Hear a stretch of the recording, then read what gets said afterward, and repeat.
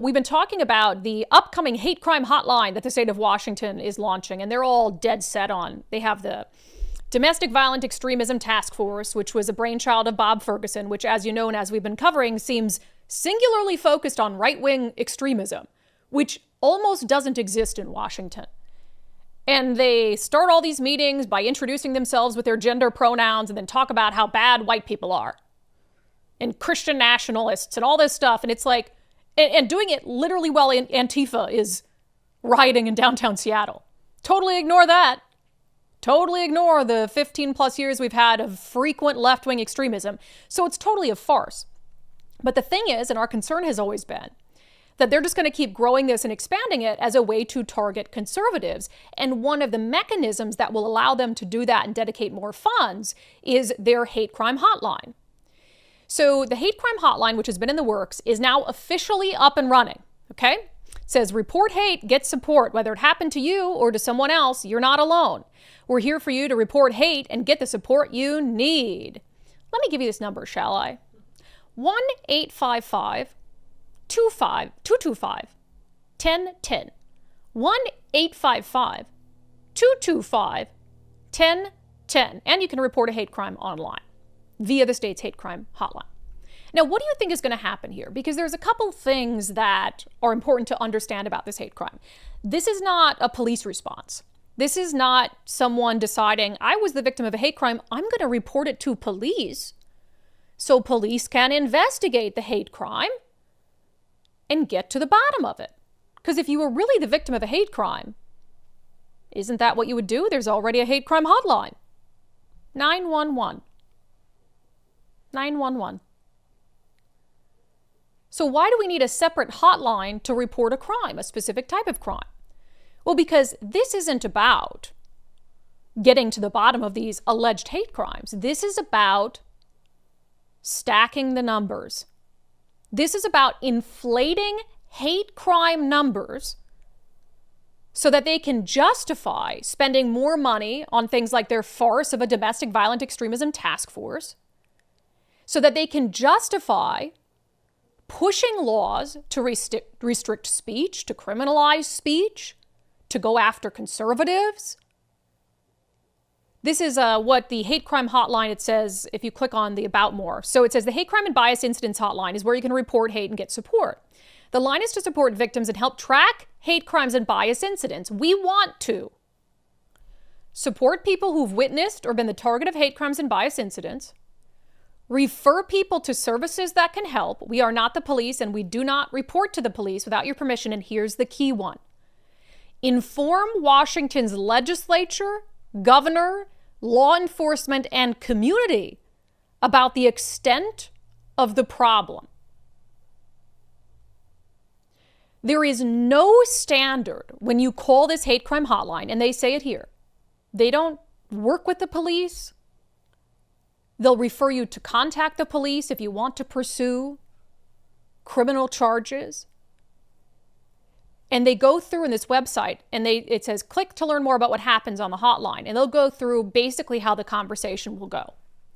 It is not the job of the hotline to question whether you were actually the victim of a hate crime. It's their job to mark you down as a statistic. So who do you think is going to be utilizing the hate crime hotline? People who are easily triggered, frankly. It's going to be people who are misgendered. It's going to be people who watch this show and feel attacked because apparently I'm a transphobe, horrible, racist human being. It's going to be a bunch of lefties who suffer microaggressions and who are going to call this hotline and report them as hate crimes. And without any question or factual basis, it will be recorded as a bias incident that they will then use to inform Washington's legislature, governor, law enforcement, and community about the extent of the problem. So they'll justify more oh my gosh, hate crimes are through the roof. We have a hate problem in Washington state.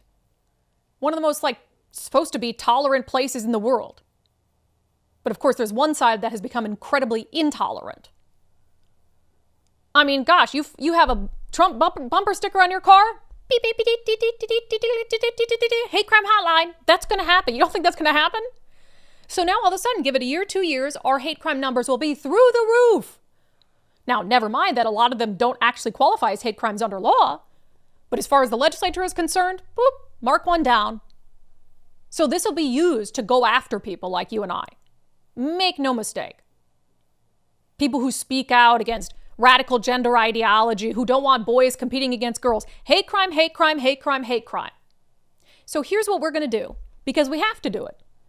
Because that's the outcome if we don't do it. We're going to call this hotline. We're going to call the hotline. We're going to use the website function.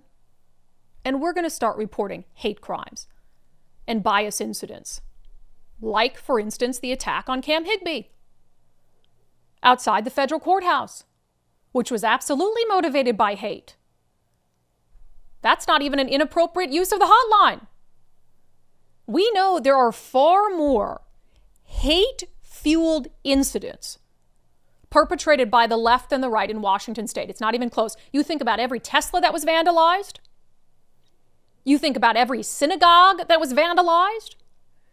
You think about members of Congress, like Congresswoman Kim Schreier and Congressman Adam Smith, who had their homes vandalized because they support Israel too much. Me being attacked outside the ICE facility. All the anti-cop graffiti all over the city and all over the federal building. The hateful rhetoric being spewed at Christians who were peacefully assembled in Cal Anderson Park. The hate-filled rhetoric spewed at people leaving the Riley Gaines event at the University of Washington. The violent takeover of a building at the University of Washington. The vile pro-Hamas speeches spewed in the quad at the University of Washington. Every single one of them has to be reported to the hate crime hotline. 1-855-225-1010. 1-855-225-1010. And that's not even a misuse. That's not even an abuse of the hotline. I'm not telling you to call the hotline and make stuff up. I'm telling you to call the hotline and make sure that there is a proportionate number of reports involving left-wing lunatics, as there are microaggressions from the right. If we do our jobs correctly, and if this hotline does what should be done, 99% of the report should be about left-wing extremism. Because I would even argue it's probably 99.9% of the hate-filled, hate-motivated crimes in the state of Washington are left-wing. Did I make that number up? Yeah, but I feel like we have pretty good evidence that it is a very, very rare instance where we have some sort of right-wing extremism happening here. So that's what we have to do. And you know what will happen? Now, I don't expect them to get all that data and suddenly have this epiphany that, oh my gosh, maybe we have a problem with left-wing extremism, not right-wing extremism. No, they're not going to do that. What they're going to do is shut it down. What they'll do is bury it. If you call and flood this hotline with real instances of left-wing extremism, violence, vandalism, motivated by hate against the right and conservatives or Israel or whatever it is, and they start to realize that that is what they're getting predominantly, this hate crime hotline will last 6 months. 6 months. And they'll shut it down as they should, because we already have a hate crime hotline. It's called 911.